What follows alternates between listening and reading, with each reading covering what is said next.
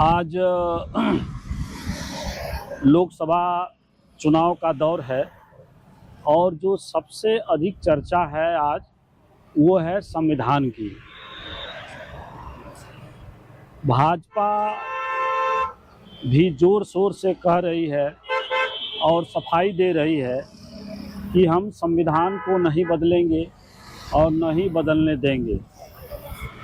लेकिन मैं आपसे कहना चाहता हूं कि आज सबसे ज़्यादा हमला भारतीय संविधान पर हुआ है और जैसा कि हम और आप सब जानते हैं कि जब भारत का संविधान बना तो संविधान में ये प्राविधान किया गया कि यह देश जो है सेकुलर होगा, समाजवादी होगा और इस देश में हर नागरिक को भाषा अपने बोलने का, अपने अनुसार रहने का, गरिमामय पूर्ण जीवन जीने का अधिकार होगा और किसी भी नागरिक के साथ धर्म के आधार पर, जाति के आधार पर, क्षेत्र के आधार पर, भाषा के आधार पर भेदभाव नहीं होगा। और धीरे धीरे इस देश में सामाजिक और आर्थिक जो विषमता है वह कम करने की कोशिश होगी और शायद इस खतरे को भांपते हुए जो भारतीय संविधान निर्माता थे डॉक्टर भीमराव अंबेडकर से लेकर के जवाहरलाल नेहरू और राजेंद्र प्रसाद जी तक सबने यह बात महसूस किया था। और अंबेडकर जी ने तो अपने संविधान सभा में यह बात रखी थी कि इस देश में संविधान लागू हो रहा है तो एक वोट का अधिकार, समानता का अधिकार सबको मिल रहा है। राजनीतिक समानता तो मिल रही है लेकिन सामाजिक आर्थिक जो विषमता है वो इतना ज़्यादा है कि यदि उसको धीरे धीरे कम नहीं किया गया तो आगे चल कर के ये जो सामाजिक आर्थिक विषमता है राजनीतिक समता के लिए भी खतरा उत्पन्न करेगा। और जैसा कि उस समय का आंकड़ा है कि 56 रियासतों के पास इस देश की 40% जमीनों पर होल्ड था। 1952 में, 55 में, 1950 का ये आंकड़ा है। जब देश आज़ाद हुआ तो 56 रियासतों के पास 40% भूभाग उनके नियंत्रण में था। और इसीलिए कहा गया था कि गांव का वो जो भूमिहीन और मजदूर, गरीब, किसान, दलित, आदिवासी जिनके पास कुछ भी नहीं है और दूसरे तरफ हजारों एकड़ के जमींदार हैं, इनका जो बीच का जो सामाजिक और आर्थिक विषमता है वह कैसे राजनीतिक समता ले आ सकता है। इसलिए संविधान का दायित्व होगा, पार्टियों का दायित्व होगा कि धीरे धीरे सामाजिक आर्थिक विषमता को कम करते करते राजनीतिक विषमता की ओर को कम करना एक प्रधान लक्ष्य रखा गया था। लेकिन मैं आपसे कहना चाहता हूं कि संविधान के 70 साल हुए, आज जो सामाजिक आर्थिक विषमता है वह पहले से 1950 से और ज़्यादा बढ़ करके, और अगर ठीक से कहा जाए तो अभी ILO ने जो इंटरनेशनल लेबर ऑर्गेनाइजेशन है वह देश भर में सर्वे किया, दुनिया भर में सर्वे करता है, देश भर में सर्वे करके बताया है कि भारत में सबसे ज़्यादा आर्थिक विषमता बढ़ी है, बड़ी तेज़ी से बढ़ी है। और उसने जो है 2014 से लेकर के 2023 तक का सर्वे करके बताया है कि मोदी जी के राज में जो सामाजिक विषमता है, आर्थिक विषमता है, वह जमीन आसमान के बराबर हो गया। आप ताज्जुब करिएगा कि ILO के रिपोर्ट के अनुसार मात्र जो है 1% लोगों के पास समाज का 40% संपत्ति पर उनका नियंत्रण है। 20-22 परिवारों के पास इतनी संपत्ति है कि देश के 70 करोड़ लोगों की आमदनी, संपत्ति एक तरफ और मात्र 20-25 लोगों परिवार की आमदनी एक तरफ। इतनी बड़ी आर्थिक विषमता बढ़ी है। और उसने जो अपने सर्वे का नाम दिया है ILO ने, वह दिया अरबपति राज का उदय। सबसे तेजी से और सबसे ज्यादा अरबपतियों का उदय इस देश में हुआ है। और मैं आपसे कहना चाहता हूं कि वो अरबपति ही एक तरह से अपना राजनीतिक होल्ड पूरे समाज पर और राज मशीनरी पर बनाए हुए हैं। और जो पहले कहा गया था कि सामाजिक आर्थिक विषमता अगर कम नहीं हुई तो राजनीतिक समता भी खतरे में पड़ जाएगी।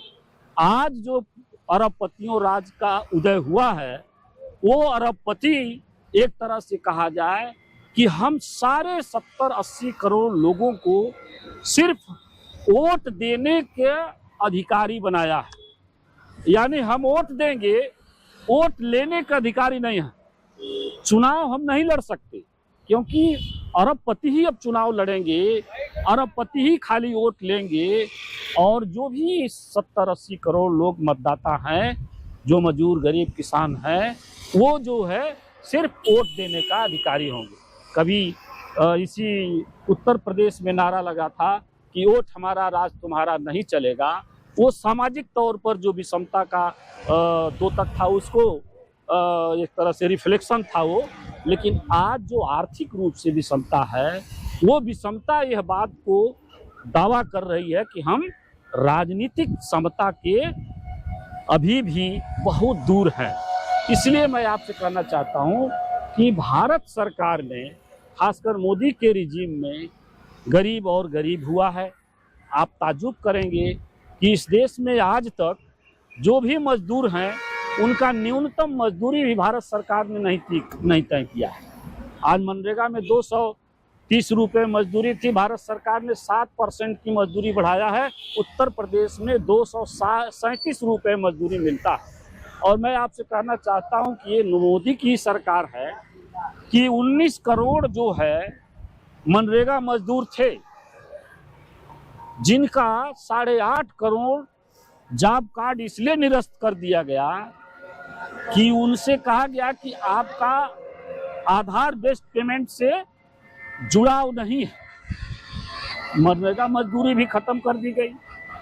लोगों की आय एकदम घटी है।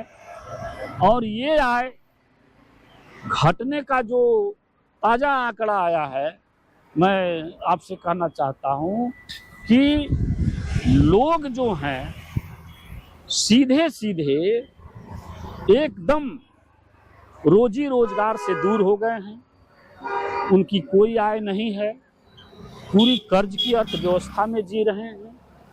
ऐसे में यदि भारत की सरकार यह कहती है कि नहीं, या भारतीय जनता पार्टी कहती है कि नहीं हम संविधान नहीं बदलेंगे, मैं आपसे कहना चाहता हूं कि संविधान को धीरे धीरे अंदर से इन्होंने खोखला कर दिया है। भारतीय प्रस्तावना में यह बात अगर है कि धर्म के आधार पर हम नागरिकता तय नहीं करेंगे, लेकिन जो CAA लागू कर रहे हैं उसमें सभी धर्मों के जो शरणार्थी हैं उनको जो नागरिकता देंगे, सिर्फ मुस्लिम धर्म के लोग आएंगे उनको नहीं देंगे। ये तो संविधान के प्रस्तावना, जो मूल प्रस्तावना उसके विपरीत है। धर्म के आधार पर वो निर्णय ले रहे हैं, नागरिकता तय कर रहे हैं। जाति के आधार पर जो समर्ण गरीब लोग हैं उनको जाति के आधार पर 10% आरक्षण उनको दे दिया गया। आप बताइए, यह देश में तो यही बात तय थी कि हम जो है जाति के आधार पर, यही भारतीय जनता पार्टी वाले कि जाति के आधार पर आरक्षण नहीं होना चाहिए, आर्थिक आधार पर होना चाहिए। आर्थिक आधार पर ये कर रहे हैं लेकिन उसमें जाति निश्चित कर रहे हैं। तो जो 10% आर्थिक रूप से कमजोर है उसमें अन्य जातियां, दलित, आदिवासी और पिछड़े क्यों नहीं। इसलिए मैं आपसे कहना चाहता हूं कि भारत की जो सरकार है, वर्तमान मोदी की सरकार है, वो एक तरह से कहा जाए कि जो समानता का सिद्धांत था, जिसमें सभी नागरिकों को एक प्रजा के मानसिकता से दूर करना था। आज़ादी के पहले इस देश में जो लोग भी थे वह किसी न किसी रियासत के प्रजा थे, किसी न किसी निजाम हैदराबाद के जैसे जो रियासत था उसके प्रजा थे। आज़ादी के बाद यही एक काम हुआ कि आज से कोई प्रजा नहीं रहेगा, कोई मालिक नहीं रहेगा। भारतीय संविधान के नज़र में सब जो हैं नागरिक होंगे और नागरिक सेंस को बढ़ाया जाएगा। इसी मौलिक अधिकार का इजाद किया गया कि हर देश के नागरिक को, चाहे वो किसी जाति का हो, भाषा का हो, धर्म का हो, संप्रदाय का हो, उसको जो है गरिमामयपूर्ण जीवन जीने का अधिकार होगा। मैं आपसे कहना चाहता हूं कि भारत की मोदी सरकार ने इस पूरे प्रस्तावना के खिलाफ लोगों के गरिमामयपूर्ण जीवन को एक तरह से खतरे में डाला है, छीना है। और लोकतंत्र में जो सभी समान है, विरोधियों का भी विचार का आदर करने का जो जहां प्राविधान है, वहां मोदी जी अपने पार्टी के विचार को भी वो फॉलो नहीं करते। वो जो है एकदम तानाशाही के तौर पर काम कर रहे हैं।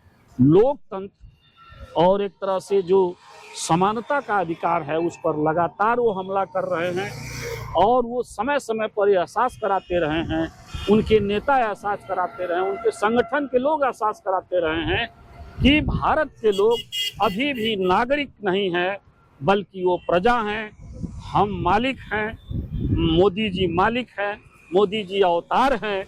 और इस अवतार को वो स्थापित कर रहे हैं, वो आप फॉलो करिए। मैं आपसे कहना चाहता हूं कि इससे बहुत बड़ा सामाजिक अन्याय हो रहा है। अति पिछड़ों का जो समुदाय है, दलित और आदिवासियों का जो समुदाय है, ये एक भारत के प्रस्तावना में है प्रतिनिधि मूलक व्यवस्था होगी और जो है नागरिक अधिकारों की रक्षा की जाएगी। ये दो प्रस्तावना की गई थी। धीरे धीरे ये सरकार प्रतिनिधि मूलक व्यवस्था को भी खत्म कर रही है, नागरिक सेंस को भी खत्म कर रही है। और खासकर जो कहा जाए कि जो भी मजदूर गरीब किसान हैं, उनके अधिकारों को धीरे धीरे सीमित करती जा रही है। और ऐसे में जो सामाजिक रूप से पददलित जातियां हैं, आदिवासी, दलित और अति पिछड़े, उनका तो शुरू से उनके साथ जो है जो भी संविधान में सीमित अधिकार था उसको ख़त्म किया गया। और उनके न तो विभिन्न संस्थाओं में, लोकतांत्रिक संस्थाओं में उनका प्रतिनिधित्व भी नहीं हुआ, उनको नौकरी भी नहीं मिली।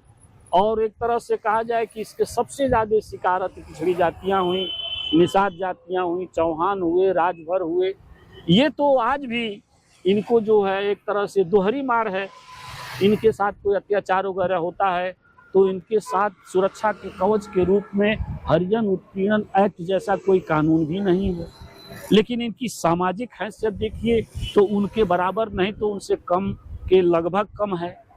तो इसलिए इनके साथ तो बहुत बड़ा अन्याय हो रहा है, महिलाओं के साथ अन्याय हो रहा है। इसलिए आज जो एक बड़ी आशंका पूरे देश में है वो यही है कि यदि तीसरी बार ये आ जाएंगे, 400 पार का नारा इनका अगर सफल हो गया, तो इसीलिए ये मांग रहे हैं कि हमको जो है संविधान बदल देना है। इसीलिए समूचे देश में जो आशंका है वो सच साबित हो जाएगी यदि ये लोग जीत जाएंगे तो। इसलिए अंडर करंट चीज़ें चल रही हैं। इंडिया गठबंधन के समर्थन में लोग उतर रहे हैं। हम भी अपील कर रहे हैं कि ये जो संविधान में मूल भावना है, उस मूल भावना के अनुसार हम सबको आपको एक साथ रहते हुए इस सरकार को बदल देने का संकल्प लेना चाहिए और बचे हुए चरणों में इनको एक एक वोट दे करके हराने का काम करना चाहिए। धन्यवाद। मैं राजेश साहनी, भाकपा माले।